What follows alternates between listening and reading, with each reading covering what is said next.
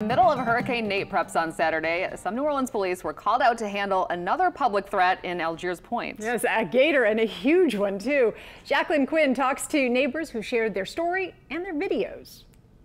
People make jokes about alligators in the streets of New Orleans. I've heard things, but I've never actually seen it, so I just assume it's just a rumor thing because it's New Orleans and people talk about alligators. But this last Saturday, this guy showed up in Algiers Point, and it was no joke.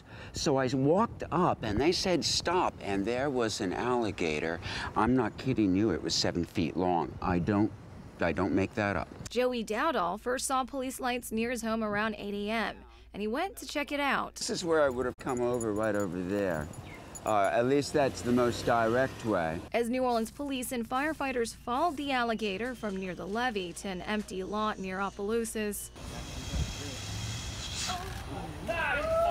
all the commotion caused a small crowd to follow what was going on. Abigail Amos was one of them and took that video. I think they had a problem getting wildlife control. As neighbors waited and took photos, they say two men that they describe as regular Louisianans jumped in to show the unwanted visitor a way out. It was tug and go.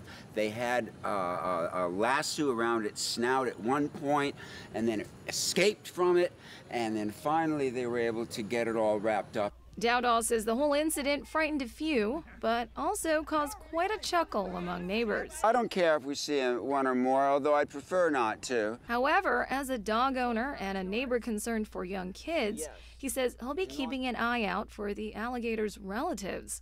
In Algiers Point, Jacqueline Quinn, Eyewitness News. All right, so far we've been told that the alligator wasn't euthanized or anything, but rather just moved to a new location.